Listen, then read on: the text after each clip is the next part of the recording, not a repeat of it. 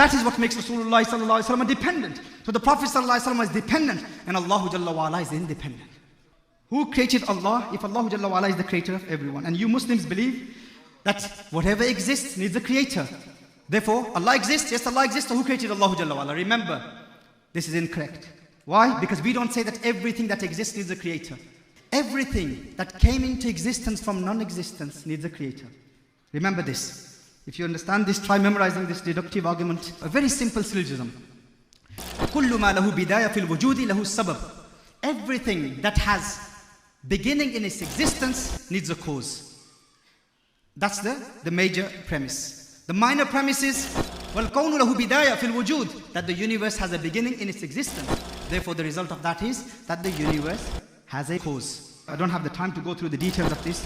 In light of the second law of thermodynamics and expansion of the universe and the Big Bang cosmology, today most of the atheists believe that the universe has a beginning. And if they believe that it doesn't have a beginning, then we will ask them to prove it. And they can't prove that. So the majority of the modern day or the new atheism movement, they believe that the universe has a beginning. It came into existence from non-existence. We as Muslims, we believe that whatever came into existence needs a creator. But Allah did not come into existence from non-existence. Allah has always existed. Therefore, Allah Jalla wa Ala does not need a creator. Allah doesn't have a creator. So we do not say لِكُلِّ مَوْجُودٍ خَالِقٍ. We say لِكُلِّ مَخْلُوقٍ خَالِقٍ. Everything that came into existence needs a creator. Allah Jalla wa Ala did not come into existence. Allah is uncreated. So if someone says, if everything needs a creator, then who created God? We say God is uncreated. If God is uncreated, then you're saying, who created the uncreated? Who designed the undesigned? Who initiated the one who was never initiated? That question doesn't make sense. Does that make sense to anyone? So if anyone tries confusing you in the future by saying if everything that exists needs a creator, then who created God? We say no, everything that came into existence from non-existence needs a creator. Allah Jalla wa Ala has always existed. Allah's existence is eternal. وَيَجِبُ فِي حَقِّهِ تَعَالَى الْقِدَمُ. Allah is Qadim, He's pre-eternal. Now if someone asks this question, who created Allah Jalla wa Ala? This question, that who created God, this will lead to infinite regress. What does this mean? It's called tasalsul in Arabic. If a person says, Allah was created, and everything that exists is a creator, then that creator who created Allah, who created that God? Then whoever created that God, who created that God? The result of that would be that this universe would never exist. The fact that the universe exists itself is a proof that there has to be someone who is independent. Otherwise, it would lead to infinite regress. For instance, a simple example that even children will be able to memorize. If you see a beautiful island, some beautiful scenic, picturesque island, on that island you see a beautiful mansion. A man called Zayd, he says, I constructed this mansion. Now you have witnessed that mansion, you have seen that building. And your belief in that building is based on your empirical judgment. You've seen it, witnessed it with your own eyes. You believe in the existence of that mansion. Now some man called Zayd, he said, I constructed it. But in order for him to build that building, he needs the permission of some man called Bakr. And in order for Bakr to give permission to Zayd, he is dependent upon the permission of Umar. Umar is dependent upon the permission of Khalid. Khalid is dependent upon the permission of Abdullah. Abdullah is dependent upon the permission of Abdul Rahman. And this continues infinitely. Forever. It doesn't have an end point. Would that mansion exist? If the chain continues, if it does not have an end point with someone who is independent, would that mansion ever come into existence?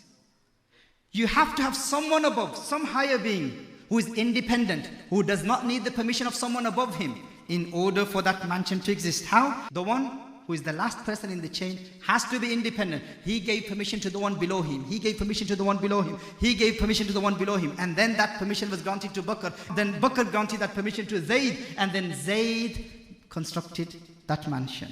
Does that make sense? If this chain continues infinitely, then the mansion wouldn't have existed.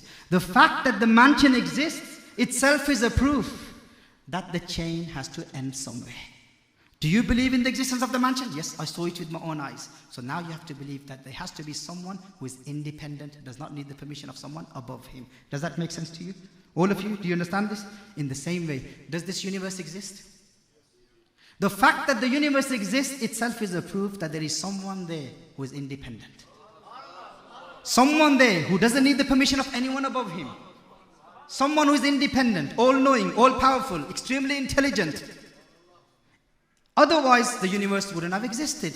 So the fact that the universe exists is a proof that that someone who has created the universe is independent. If that creator was dependent upon someone above him, then the universe wouldn't have existed. And if all of them need the permission of someone above them, then that leads to infinite regress, which is a logical fallacy. Logically, aqlan, it's fallacious. It doesn't make sense. No man of aql would ever accept that. So if anyone raises that question to you in the future, if someone says this, that if Allah created everything, then who created God? Who created Allah Jalla wa'ala? Remember, Allah is not someone that we can comprehend. Allah is beyond our comprehension. We cannot understand the reality of Allah Jalla wa'ala. But as far as these arguments are concerned, we can refute any atheist. If they try confusing you, you say to them, who converted Richard Dawkins to theism? Say that to the atheist.